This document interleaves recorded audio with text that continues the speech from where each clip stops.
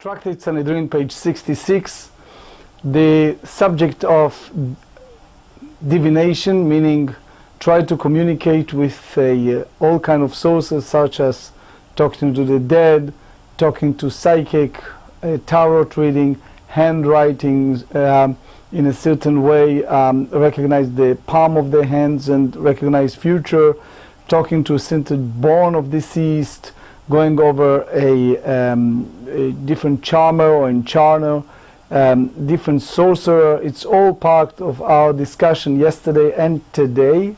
It's a matter of fact that in the past several days we talked at length of that. And the Torah in the book of Deuteronomy tells clearly that any form of divination is prohibited. Obviously, here we go to the specifics, since the Torah spell out different acts of divination, and therefore we need to understand what type of violation and how far you go with that. Especially if some people does that unintentionally, they're not aware that they are in a violation, sometimes a severe violation of Torah laws. So we will start on page 65b, just the very bottom, 3 lines from the bottom of the page. Tanu Rabbanan, the Torah said to us in Deuteronomy chapter 18 verse 10, Lo yimatze becha menachesh. It should not have among you any form of enchanter. What is enchanter? So the Gemara said, Ze ha'omer. Here was an example. Piton nafla mipiv. Piton nafla mipiv, literally meaning if one's bread fell from his mouth, oh, that's a bad sign for him. So you said to yourself, what is this? It's like a witchcraft, or is it like a black magic, or all these things that sounds nonsensical. But we should know that we mentioned that day before yesterday and yesterday, it's a big disputation between the Rambam and others if this is serious or not. Rambam said that it's all lie. It's just achizat enayim. It's just a way they trick people to believe that it's real. And unfortunately, we're living in a world of a lot of charlatans, a lot of people who intentionally or unintentionally, for money, narcissistic reason or others, they basically try to take advantage of people who are gullibly believe them.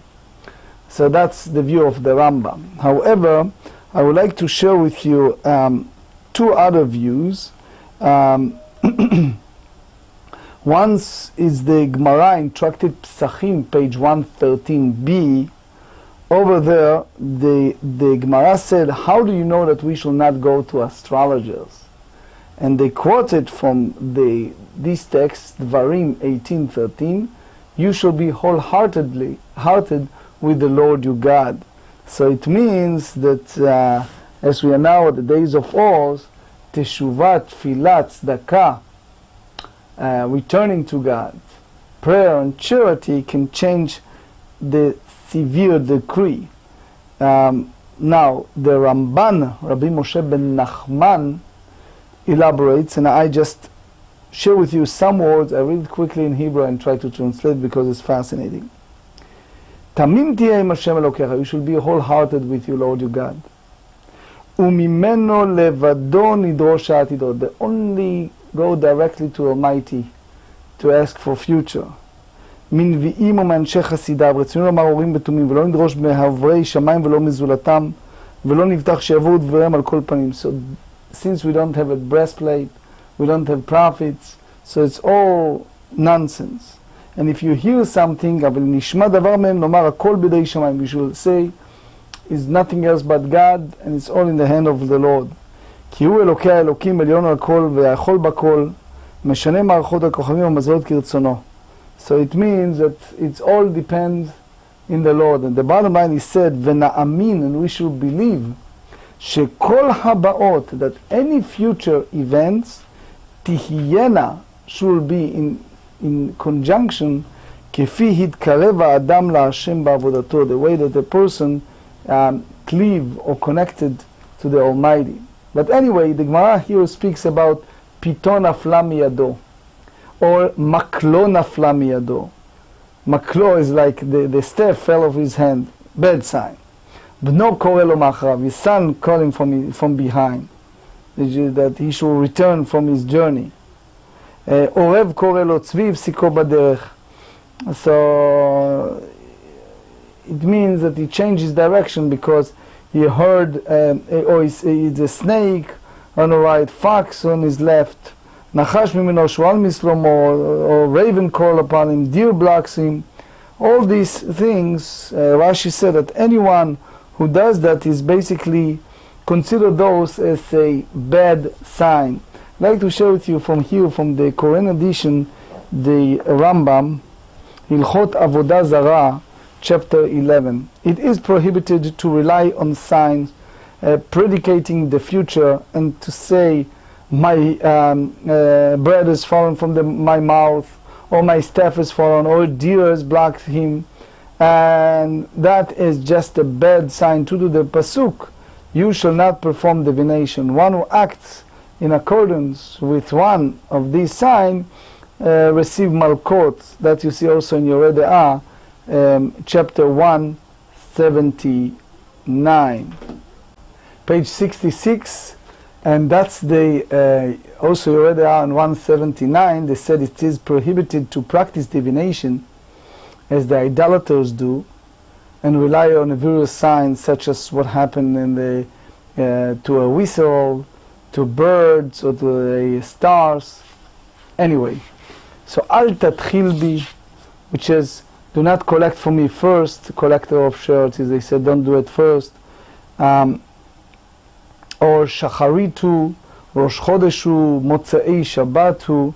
So it's like he doesn't want to start the day or the week or the month with paying out debt. So as she said, that's part of that problem. Rav Neuwirth, rest in peace, published one of the great of my Rabbonim, Rav Shlomo Zalman Auerbach, Zecher Tzadik Livracha, 2 volumes of Shmirat Shabbat Kehilchata. It's a beautiful set of books, speaks about the law of Shabbat. So he elaborates on that when it's come to this, that people feel, oh, I just made Havdalah and now I need to start paying checks, it's a bad sign, it's a bad omen. And obviously he brought this Gemara that proves that it's incorrect thinking. Tanu Rabbanan, the sages taught us the pasuk in the Torah, book of Vayikra, book of Leviticus, chapter 19, verse 26. Lo tenachashu velo teonenu. You shall not practice divination nor soothsaying. What is that? כגון אלו המנחשים בחולדה, בעופות ובדגים. For example, all those people who divine, who receive guidance according to what happened to a whistle, to a bird, and to fish. The Baal HaTurim, Rabbeinu Yaakov, in the book of Dvarim, chapter 18, verse 10, he said his abbreviation, his acronym, Rashei Tevot, Mem, Makel, Nachash, Chulda, Shu'al. So Menachesh, Mem, Nun, Chet, Shin, that's the abbreviation of the 4 form we just mentioned. Here we are at the Mishnah, continue with the different transgressions that received stoning. Hamechalel et HaShabbat, one who violated Shabbat, as we explained on page 53. Bedavar shechayavim al zdono karet, that something that he performed, that if you do it intentional, that soul shall be cut off, the Torah said, without witnesses, without forewarning. Ve'al shigegato chatat. But if it was unintentional performance, it's obligated to bring sin offering.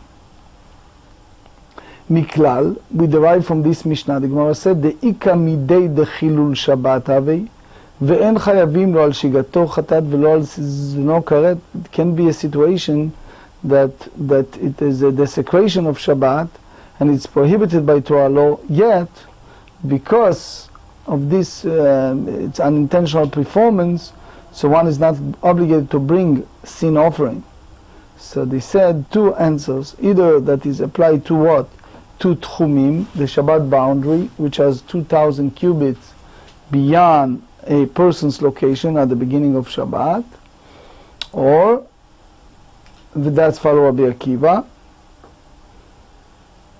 which discussed a lot on Tractate Eruvin, chapter 4 and 5, and then Hav'ara ve'aliba de Rabbi Yossi, a kindling a fire on Shabbat. That's followed the view of Rabbi Yossi, that he said that unlike other labor prohibited on Shabbat, this act is not punishable by stoning, but by only lashes, malkot. So the idea of the lo tevaru esh, the Torah said in the book of Shmot, chapter 35, you should not kindling a fire on Shabbat. So they use the term, you should not do it. Earlier, on chapter 20, the Torah said, lo ta'aseh kol melacha, you should not do any type of work. So here, the derivative of Rabbi Yossi, it's called hav'ara lelav yatzat, which means unlike others type of work that deserves kila, karet, chatat, etc., hav'ara, kindling, according to Rabbi Yossi, unlike other labor prohibited in Shabbat, it's said that it's only malkot. That's the way Rashi portrayed. Mishnah. המקלל אביו ואימו אינו חייב עד שיקללם בשם. Obviously, it's hard for us to even comprehend the concept, but there are different peoples in our world. And one who basically curses his father on his mother, so he's not liable to be executed by stoning, which is the Torah said, unless he curses them with the name of God. So that either Shem Havaya, Yud Kei Vav Kei, or the Shem Adanut that Rashi brought in the Aruch LaNer said. Not everyone goes like that. The Meiri, the Adrama, and others said regardless. But anyway, Kilelam Bekinui. So if he calls them with an appellation of the name of God. So for example, Shin and Dalet and Yud, the name that we have on our mezuzot, Tzvakot, O God, Chanun, Rachum, full of mercy, etc. Rabbi Meir Mechayev v'chachamim potrim. Rabbi Meir said that he is liable. The sages exempt here. Obviously the idea is that it's not name of God, but the Rambam and others said that he still deserve malkot. The Meiri explained that it's a different form of blasphemy, even not the highest, but still they have the decorum that form. The Rambam and the Rav did not see eye to eye when it's come to appellation, to kinuyim. Anyway, man chachamim. Who is the one who said that the person is exempt from skila if he use kinui, use appellation to curse his father or mother?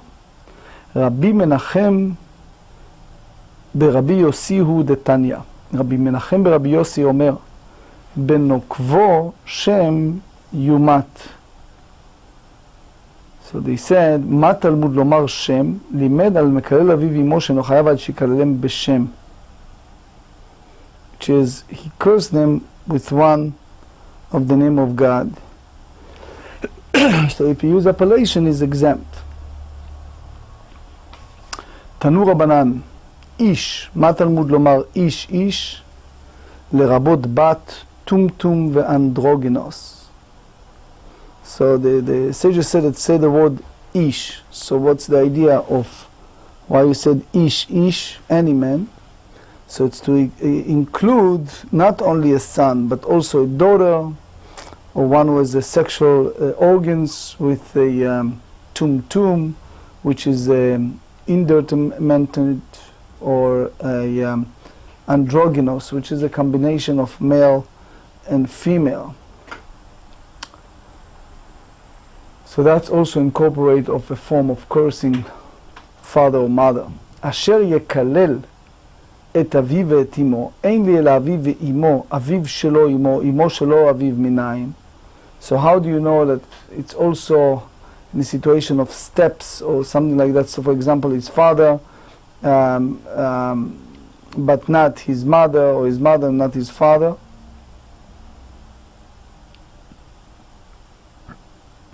So they said, תלמוד לומר, אביו ואמו קילל דמיו בו. אביו קילל, אמו קילל. That's the וו החיבור. דברי רבי יושעיה.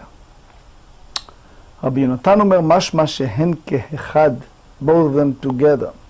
ומשמע אחד בפני עצמו, and one of them.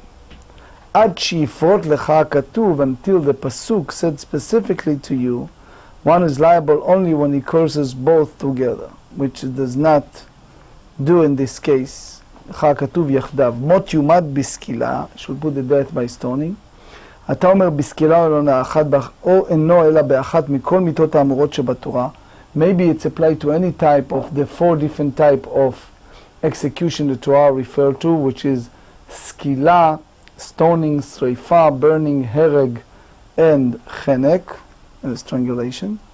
נאמר כאן דמיו בו ונאמר להלן דמיהם בם, להלן בסקילה, אף כאן בסקילה. So basically we are using here the words that use in both cases damav dmehem. So we derive from that both of them applies to stoning. Uskaltam ba'avanim. So they said, okay, onesh shamanu, we learn here about the punishment, the one who curses his parents. As hara, from what we know that there is a strong forewarning, a strong prohibition against doing that. Talmud lomar Elohim lo tekalel. The Torah said you shall not blaspheme judges. So we derive from that the idea of parents. V'nasi ve'amcha lo ta'or, that's anyone who's have this type of respect. Yeah. אם היה אביו דיין אבו בכלל אלוהים לא תקלל, ואם היה אביו נשיא אבו בכלל ונשיא עמך לא טהור. אינו לא דיין ולא נשיא מנין. So how do you know that he have neither one of them? So אמרת הרי הדדן בעניין אב משתיהם. So you derive בעניין אב paradigm arrive from both of them. לא ראי נשיא קרי דיין ולא ראי דיין קרי נשיא. לא ראי נשיא כי דיין שהרי דיין אתה מצווה להוראתו. The judge, you are commanded to regard and obeying his halachic rulings. קראי נשיא שיהיה אתה מצווה להוראתו. You're not obligated to halachic ruling of נשיא. ולא ראי נשיא קרי דיין שהנשיא אתה מצווה להמראתו. That you are commanded not to rebel. It's a punishment for rebelling against נשיא קרי דיין שאין אתה מצווה להמראתו. It's come to judge, you're not commanded with God to rebelling against him. הצד השווה שלהם, the common denominator in both of them, שהן בעמך ואתה מוזר אל קללתם, they are part of the member of the Jewish people and they are prohibited from cursing them. אף אני אבי אביך שבעמך ואתה מוזר על קללתו, the same as a father. מה לצד השווה שלהם? שכן גדולתן, the prominence, גרמה להם, caused them to be entitled to be exceptional degree of respect. So that's the idea of you people. Talmud lomar lo tekalel cheresh. Torah said you should not curse the deaf, nor put a stumbling block before the blind, which is in the book of Leviticus chapter 19. Be'umlalim shebe'amcha, the people who are really nebechel, poor, misfortunate, hakatuv medaber. So from the fact that he is prohibited to curse even those people, it can be derived that he is prohibited to curse anyone. So the Rambam in Sefer HaMitzvot, Mitzvah Shin Yud Zayin, Mitzvah number 317, explain, just reading some word of the beautiful Rambam. וזה כי נפש התנועה לנקום מהמזיק לפי צורת ההזק הקיימת בדמיון, הנה לא תסור מהיות מתנועת, אשר תגמול המזיק לפי צורת ההזק הרשומה בדמיון. So sometimes people behave like that. They're using, when they're angry, they're using different form of curses. So he explained the reason the Torah prohibited to curse a deaf person, not because he has sorrow, because he doesn't hear, and it doesn't come any damage from that curse. But the Torah come and purified our hearts. But that's not the way we should behave to each other. But Bechinuch, in Mitzvah Reish Lamed Aleph 231, he brings the pasuk Al tihi kilelat idiot kala be'enecha. So it means that even a lay person should be careful with curse, because the word spread. Ofer shamayim ulich takol, the things will come out. So the Torah, that's the reason the Torah prohibited. So he said, מה לחירש שכן חרישתו גרמה לו, נשיא ודיין יוכיחו. מה לנשיא ודיין שכן גדולתן גרמה להם חרש הוכיח, וחזר הדין. לא ראי זה, this characteristic is not the same as the other characteristics, ולא ראי זה כראי זה, הצד שבש להם, the mechanism between all of them, שהן בעמך, that they are among our people, ואתה מוזר על קריאתם, and you are worried, should be warned, from cursing them. אף אני אבי אביך, I also include the case of your father, שבעמך, who is among your people, ואתה מוזר על קללתו, and you are forewarned from cursing him. מה לצד השווה? שבהם שכן משונים, they are unusual, they are not common people, they are somewhat different from the others. אלא אם כן נכתוב קרא אלוהים וחירש, או נשיא וחירש. למה אלוהים? למה לי? Why the Torah needs the word אלוהים? So they explain, אם אינני לגופו אתנני עניין לאביו, הניחא למד אמר חול, אמר אלוהים חול, אלא למד אמר קודש מה יקרא למאמר דתניא אלוהים חול. אלוהים, it's non-sacred. דברי רבי ישמעאל רבי עקיבא אומר, אלוהים קודש. ותנא רבי אליעזר בן יעקב אומר, הזרה למברך את השם מניין. How do you know it's for warning for one from cursing God? תלמוד לומר אלוהים לא תקלל, מאן דאמר אלוהים חול, גמר קודש מחול, מאן דאמר אלוהים קודש, גמר חול מקודש. בישלמה למאן דאמר אלוהים חול, גמר חודש מחול.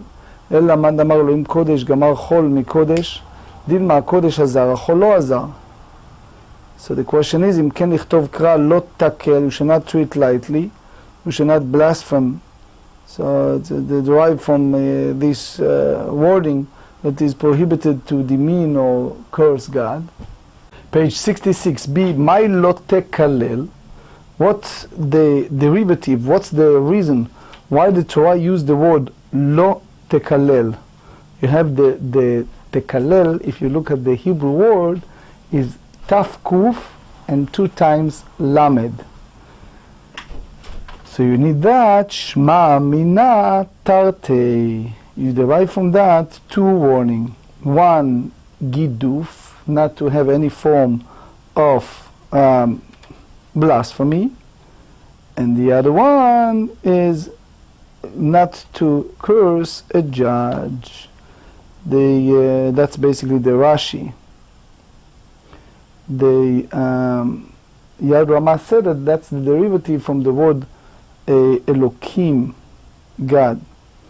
The Malbim, Rabbi Leibush, in Book of Shemot, chapter 32, verse 27, explained that klala, kuf lamed heis, come from the word kal, which is lower denigration of honor, which is a derivative of someone who does that with God. We shorten time today, so let's go faster. הבעל נערה מורסה אינו חייב עד שתהיה נערה בתולה מורסה בבית אביו ובית אביה. So one who intercourse with a young woman, it has to be all this category, which is a na'ara, young woman, which is neither a minor nor an adult, betula, virgin morasa, that she is betrothed and it's the father house. So she wasn't involved with her husband. It's a book called Sanhedrin that he elaborates of all these conditions. באו לה השניים, הראשון בסקילה והשני בחנק. It was 2, so it's 2 different punishment. One is סקילה, one is חנק. תנו רבנן, נערה ולא בוגרת, בלולה ולא בעולה, מורסת ולא נשואה, בבית אביה פרט למסר ולשלוחה בארץ. So you have all this condition. אמר רב יהודה, אמר רב, זו דברי רבי מאיר, אבל חמור אומרים נערה מורסה, אפילו קטנה במשלה, even young one. The grown woman is excluded. אמר לרבה חמיד יפתי לרבינה, מה דמתין רבי מאיר יהיו למהות קטנה לעמי, דין מרבניים למהות בוגרת ותו לא. אמר לה, אינו חייב עד שתנה נערה בתולה מאורסה, אינו חייב על נערה בתולה מאורסה, מבא אליה, ותו למידי. בא מן רבי יעקב ברד המרעב, בא לנערה הקטנה המאורסה לרב מאיר, מהו לרב מאיר? לגמרי לא ממית לה, ובמשכילה ממית לה. אומר לה, מסתברא משכילה ממית לה. והכתיב ומתו גם שניהם עד שיהיו שניהם שווים. שעת הקרב. רב דינת אנסה. אומר שמואל מה הייתה מה שתקרא, ונאמר לה, ומת האיש אשר ואימה לבדו. אז כתנאי ומתו גם שניהם עד שיהיו שניהם שווים. have to be both of them. Which means that both of them בני או נשים. That's the הדרמה. דברי רבי יושיע, רבי יונתן אומר, ומת האיש אשר שכב עמה לבדו, ואידך היו מתו גם שניהם מעיד הרישב"א, בי, אמר רבא למהות מעשה חידודין. James, without penetration. So the next one, ואידך מעשה חידודין לאו כלומו. So it's not considering the act. ואידך חי לבדו מעיד הרשב"א, כי דתניא באו לעשרה בני אדם ועדיין היא בתולה, כולם בסקילה, רבי אומר הראשון בסקילה וכולם בחנק. תנו רבנו בת, איש כהן תחל לזנות, רב מאיר אומר תחילה, וכן אומר ומת האיש רב ומה לבדו. מה יקרא? אמר המערבון, אמר רבי יהושע, רבי כרבי ישמעאל סבירה לי, אמר רוסה יצא לשרפה, ולא נשואה, ואחרי כמרים, תחילת ביאה בזנות בשרפה, אידך בחנק. מהי וכן? כי אתה מה אתה בתחילת ביאה כמשתה יקרא, חנן בתחילת ביאה כמשתה יקרא. אומר לרבי בר אביי, אמר לה, אחי אמר אומנו רבי יוסף, רב מאיר, רבי כרב מאיר סבירה לי, דאמר נישאת את דת דודו of כהן לאחד מן הפסולים, to one of those, like ממזר, any one of those פסולים, someone who come out of the union of something that it's prohibited to marry. So they said מיתתה בחנק, not שריפה חנק. ואחרי כמה נתחילת, אכלתה בזנות, בשריפה, ואידך בחנק. ומאי וכן, what does that mean when they say that the man who live with her shall die, alone shall die? So Moshe said, סימנה בעלמא. It's just mnemonic. It's not part of the halacha here. You just want to compare it. So that's the way Rashi explained. But so בתחילת שום דבר כתוב מדבר על תחילת חילול מיית הווה. בדיעת רמה, here explain it more, wish to have more time. Anyway.